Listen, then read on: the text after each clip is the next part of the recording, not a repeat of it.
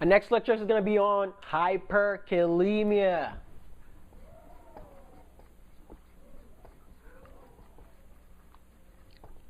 That is absolutely important that you understand this topic.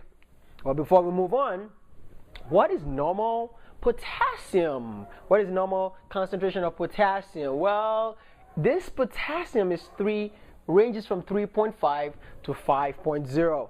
I have to warn you, this is the potassium that's actually found in the extracellular fluid compartment, not the intracellular fluid, in the extracellular fluid compartment. That is what we're measuring, because inside the extracellular fluid it's about 130 to 140, because potassium is the major cation that lives inside the house.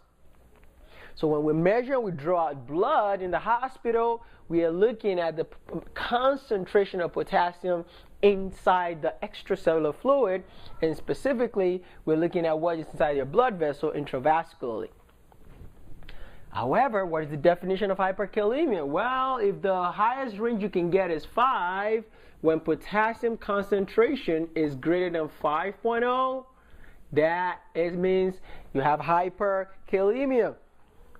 So how do we know what causes hyperkalemia? We're going to go through a nice chart to be able to break them down one by one. So how do we evaluate? Well, hyperkalemia. There's different ways by which we can develop hyperkalemia in the body. Remember, the kidney is the only organ that 90% of the potassium in our body is excreted out of. If you don't know, go back to the chapter we talked about potassium physiology. Since the kidney is involved, patients that have renal failure, you're going to see them all the time. There's a lot of patients that have renal failure chronically, patients on dialysis. They come in and their blood potassium is about 8.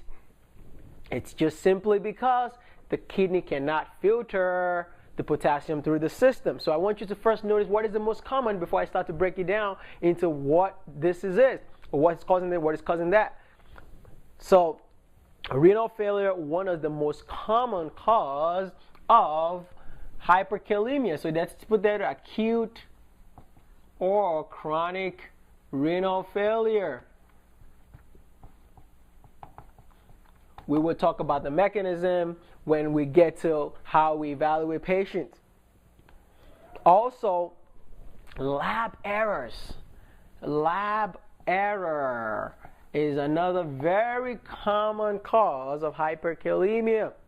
So how are we going to look at hyperkalemia? Now that we know the two most common ways we develop hyperkalemia, although we're going to talk about the pathophysiology behind them, we're going to look at if somebody's potassium is very high, could it be spurious? Could it be caused by red blood cells lysing inside a test tube because we caused it when we try to draw blood? Or it's a redistribution process. So let's start. If the problem is spurious or artifact, let's call it artifact, or redistribution, the potassium is being what? Redistributed from the intracellular compartment to the extracellular compartment. So since I said at the beginning, when you see a patient with a level of potassium that's very high,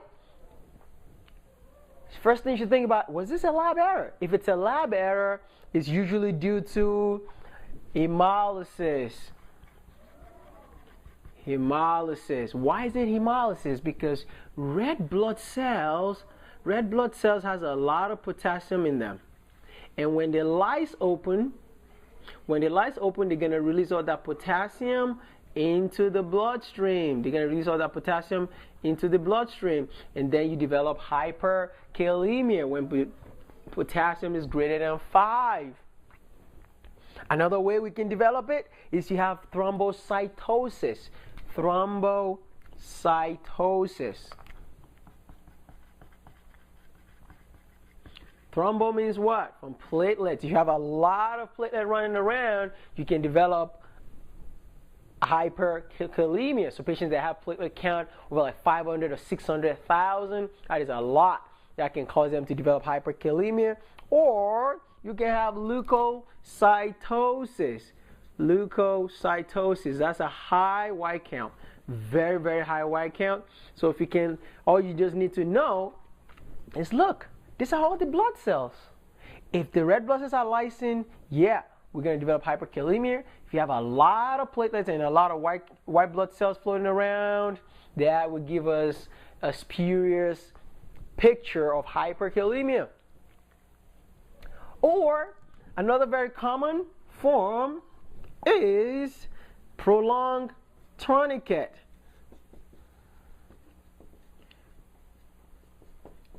So when you want to draw blood in the hospital, they put a tourniquet around and they tie it. And they try to allow blood to be able to get drained out of your veins. If it stays there for so long, what happens to the tissue? Well, you develop ischemia. This ischemia to the tissue is going to cause the cells to break out and die and release potassium into the blood. So when you drain the blood, you might think, oh, this potassium is high, but it's because the ischemic tissue, the tissue cells die from ischemia, decreased blood flow to the cells, and thus they start to release all their content. Thus, what is one of the content? Potassium leaves inside the cell. Remember, you don't even have to, whether you clench your fist or you don't, you can develop hyperkalemia from tourniquet use. So this is called the spurious form of hyperkalemia. Usually, last but not the least, lab error, right? Somebody decides to after they draw blood, they put it on the rack for so long, and the cells start to break down and release the potassium. So if you get back a lab error, or it was due to what? Hemolysis or prolonged tourniquet use, all you have to do is repeat potassium level.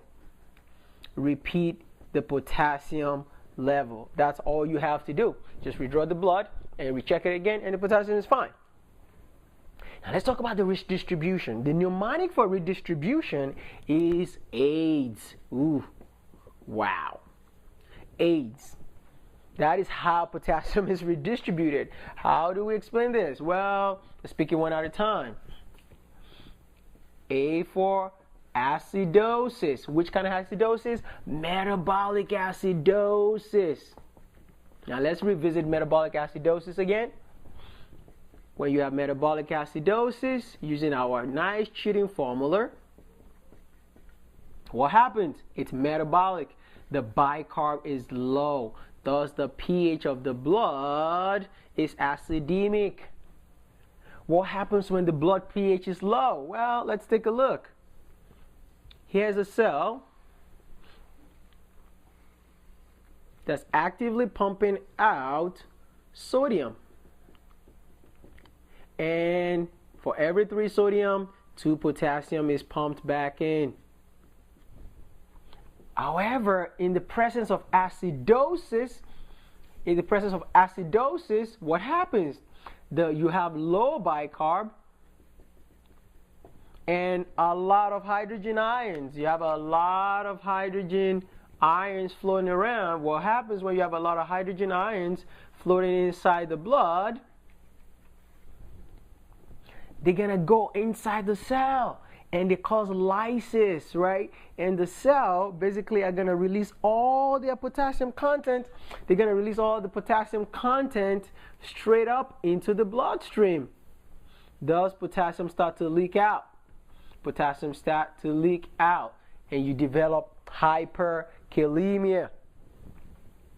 So acidosis, metabolic acidosis, you develop hyperkalemia because the way I think about it, if I have an acid and I pour it on a cell, the cell is going to release all its contents. So whatever is inside the content of the cell, which is usually potassium, it's going to go out into the bloodstream. Muscle cells have what? Potassium in them, right? So in the acidotic state, they're going to release all that potassium into the body. That's A for acidosis. Let's talk about the next one. I.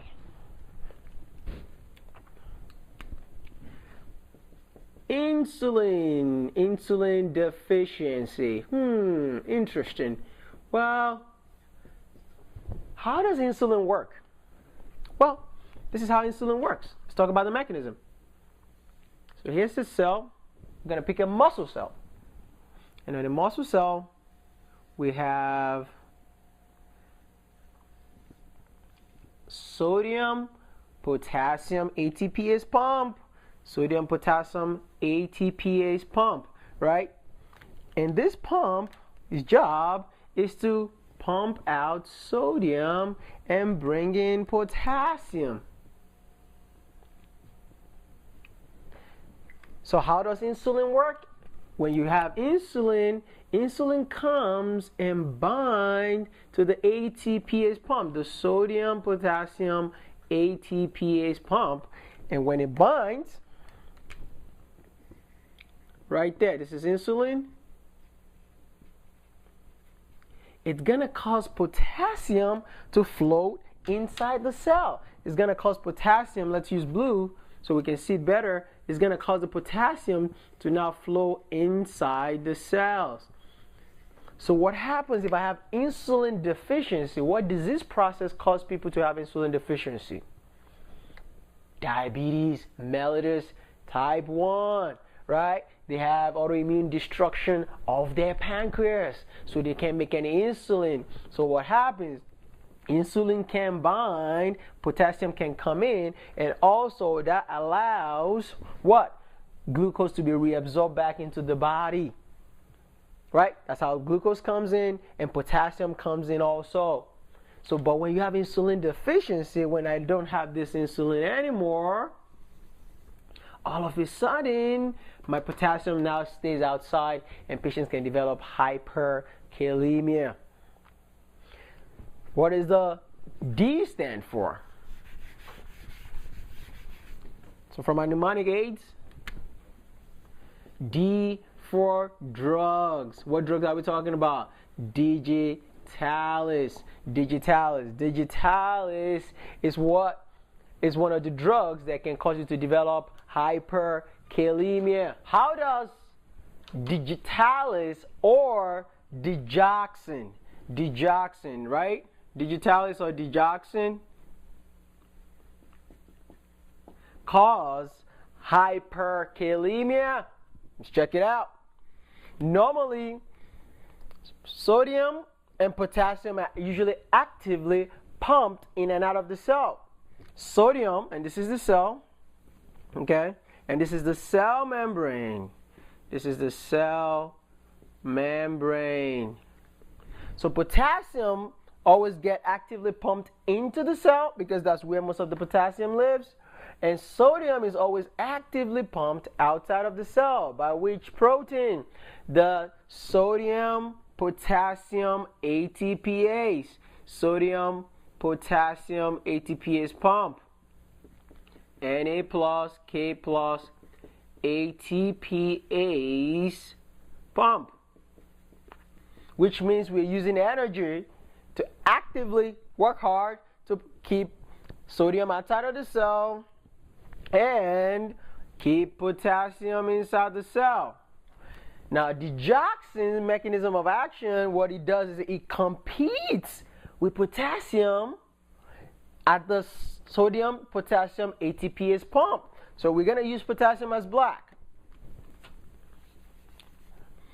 So rather than potassium coming in, here's digoxin is going to come and take the spot of potassium, thus decreasing the amount of potassium coming inside the cell. What happened to potassium now? Now all the potassium will start staying. All the potassium will start staying outside of the cell, which is not going to be in plasma, causing you to develop hyperkalemia. Hyperkalemia. Now, why did I draw this little extra pump here? Well, that is the sodium calcium exchanger that's found on the cell membrane potential of cardiac muscle. So it's just not hanging out there for fun. It's because typically the way the mechanism of action of digoxin is when it inhibits the sodium potassium ATPase pump. Normally, as you can see, sodium with the red line usually comes inside the cell. However, when sodium comes inside the cell, that is the only way calcium can be pumped out by the sodium calcium channel. So how does digitalis work again? Inhibits sodium potassium ATPase pump. Thus what happens? We're going to be keeping all the sodium inside the cell. Well, if there's too much sodium inside the cell and it's not being pumped out, we cannot pump calcium out because we need to keep pumping the sodium outside of the cell. So thus, digitalis causes you to retain more calcium indirectly to the cell, inside the cell of the cardiac myocyte, allowing you to have more contractility. Because when there's more calcium trapped inside the cell, the actin myosin filament, right? The actin myosin filament actually can form cross bridges, nice cross bridges, and then you can have active myocardial contraction. That's why they give digitalis to patients that have severe congestive heart failure, because they allow the cardiac myocytes to contract. However, when you have digoxin overdose, when you have overdose of the drug, potassium is going to have to stay outside of the cell, and you develop hyperkalemia. So that is the mechanism of action.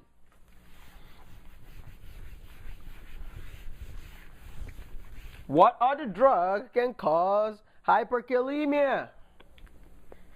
Succinylcholine. It kind of sucks, but succinylcholine. Well, what do we use succinylcholine for? Succinylcholine is the drug we use to paralyze patients when we have to intubate them, especially in the emergency room. However, one of the side effects is causing hyperkalemia. The mechanism of action is because succinylcholine causes upregulation of nicotinic acetylcholine receptors on the muscle membrane. But usually patients that have increased risk of developing hyperkalemia is patients that have injuries, burns, right? Crush injuries, trauma. Well, if you already have trauma, what happens? Your cells that normally contains a lot of potassium are getting crushed. They're getting crushed. All of a sudden, they're leaking out a lot of potassium. And then you upregulate the amount of receptors on the muscle membrane and then cause efflux of potassium outside into the plasma, causing them to develop hyperkalemia. What other drug can cause hyperkalemia? Beta blockers. What? Are you serious? Beta blockers? That's one of our favorite drugs. Yeah. Let's talk about the mechanism by which beta blockers actually cause hyperkalemia. But before I tell you, normally when somebody has hyperkalemia, we will talk about the treatment. We give them beta-2 agonists. We give beta-2 agonists. We always give beta-2 agonists. And let's draw a cell membrane and put a nice little receptor. And here will be the pocket where the beta-2 agonist. So this is a beta receptor. A beta-2 receptor. And let's put the drug in there. This is an agonist that actually binds and make things happen. Well, when the beta-2 agonists happen, what will happen inside the cell is there will be activation of cyclic AMP. Cyclic AMP will be activated by the secondary messenger system, and cyclic AMP is going to activate protein kinase A. Protein kinase A. And this protein kinase A, what do? Because they have kinases, they phosphorylate. They phosphorylate stuff. So when they phosphorylate, it's going to have a phosphate to which protein? Our favorite protein of all time. Sodium, potassium, ATPase pump. We're going to need it to activate the sodium, potassium, ATPase pump. Thus allowing us to pump out sodium and bring in potassium. However, when you give a patient beta blocker, let's put a beta blocker in there. When you put in a beta blocker, let's use, this is the beta blocker. Now, you cannot activate cyclic AMP, you can activate protein kinases, and thus you cannot phosphorylate the sodium, potassium, ATPase pump, thus preventing what? What is going to happen? Well, now that we cannot pump out sodium and we cannot pump in the potassium, automatically potassium has to stay outside of the cell. Now there's so many potassium outside the cell because normally they usually pumped in, but since we're not phosphorylating the sodium, potassium, ATPase pump, we develop hyperkalemia. Now, I want you to remember that the beta blockers that actually at most risk that causes patients to actually develop hyperkalemia are non-selective beta blockers. What I mean by non-selective, they don't care if you're beta 1 or beta 2. Which drugs are we talking about? We talk about labetalol, carvedilol, and also propranolol or nadolol. So these drugs, these medications, labetalol, carvedilol, propranolol, and nadolol, all these drugs are non-selective, and when they bind, they cause you to get an increased risk of developing hyperkalemia.